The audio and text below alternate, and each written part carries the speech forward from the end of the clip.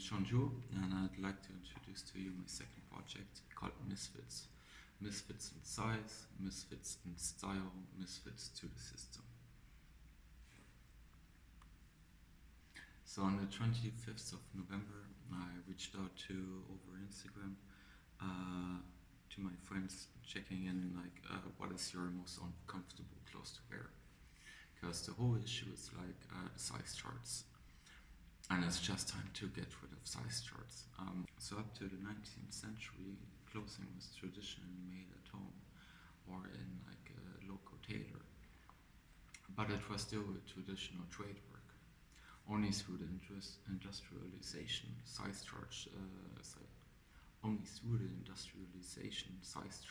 were invented based on Western white people, and had been introduced for mass production to sell high quantities, and there was no other purpose behind size charts.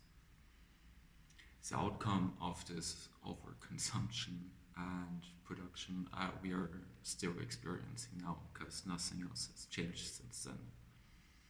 And it's just time to get rid of size charts.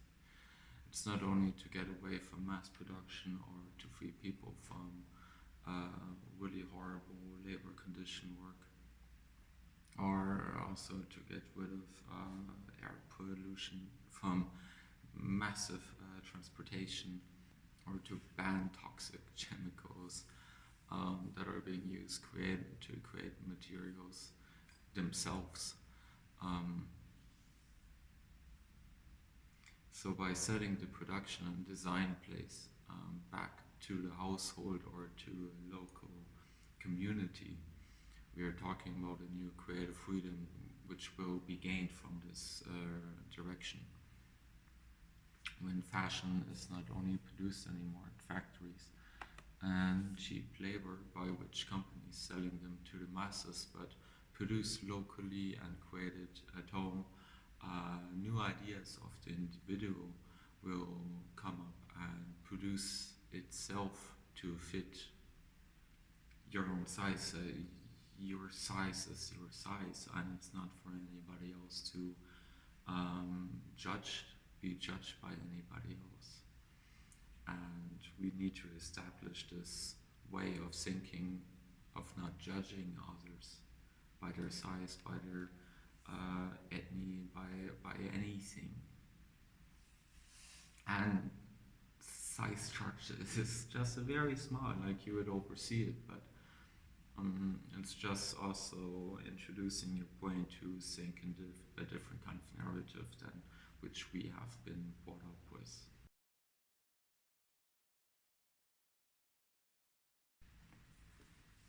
So, and by bringing back the manufacturing process of your dress back to a more local community with local goods and local workflow,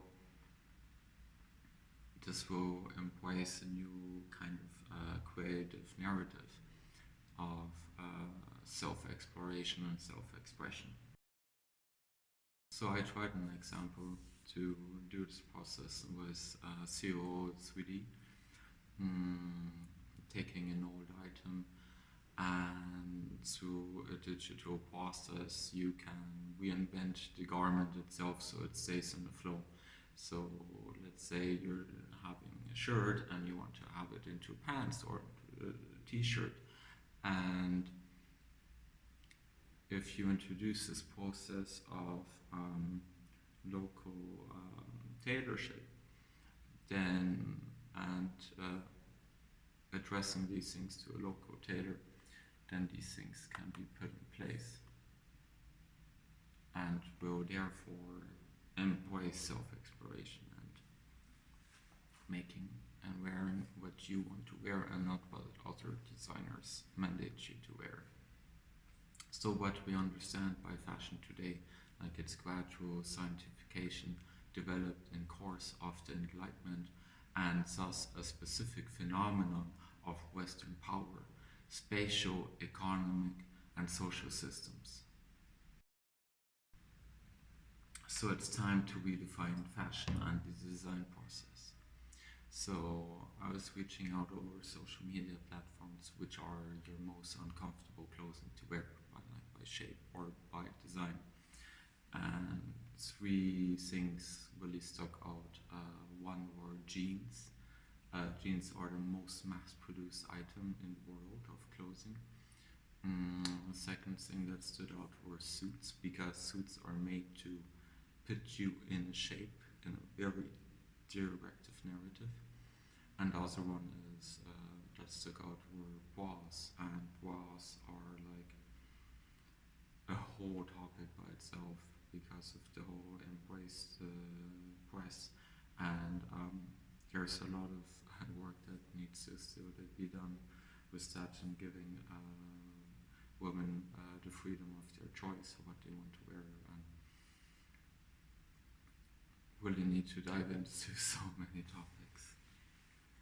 But for this project I chose to dive into jeans, because I was also exploring jeans for my material project, and jeans are currently the most produced clothing ever since it was patented in 1873, and since then have been very important for reinventing themselves throughout time and different movements and lifestyles.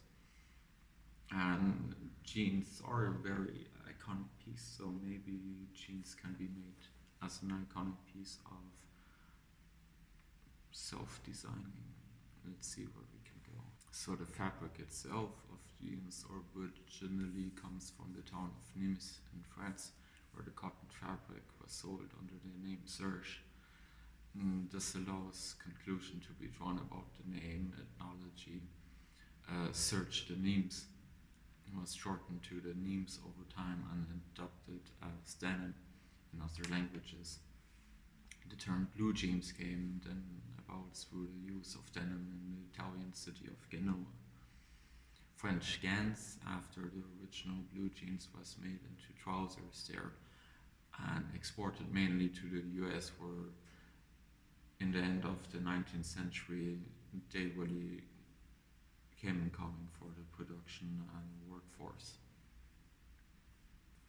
So after having picked out this topic, I started sketching and drawing out some ideas which would be interesting, and just draping jeans over a mannequin and seeing which kind of forms by our draping techniques can you get out of a pair of jeans, an old pair of jeans. And just by overlapping the different kind of layers I came up with this kimono kind of style, and really enjoyed. I've never made a kimono before, so it was also interesting how actually a pair of pants can easily be adapted to such a style. And after having finished the first outfit I used 9 pair of jeans for this. I then still made face masks and made a jacket from about 4 pair of jeans, and this was an interesting process. I also made a bodysuit, a one piece, and we were shooting this then during the winter time. And the last piece I made were a recycled pair of sweatpants with jeans hexagons, which I'm also currently wearing.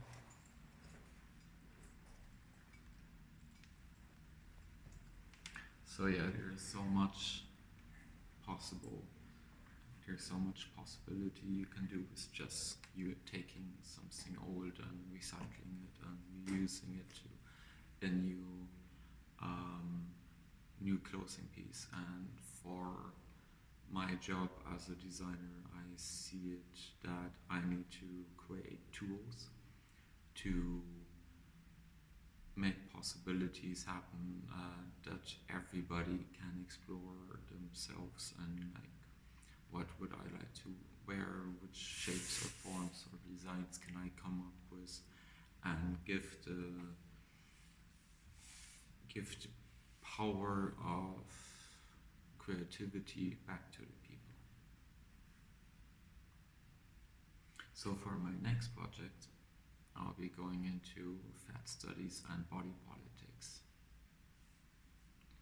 It has taken us a lifetime, but today we draw the line. No one is going to fault us for our needs, our loves, our size, for we are shattering that mirror and silencing that voice and claiming our own beauty as a right, a gift, a choice. So I hope you enjoyed this little video about my work process, and see you next time. Bye.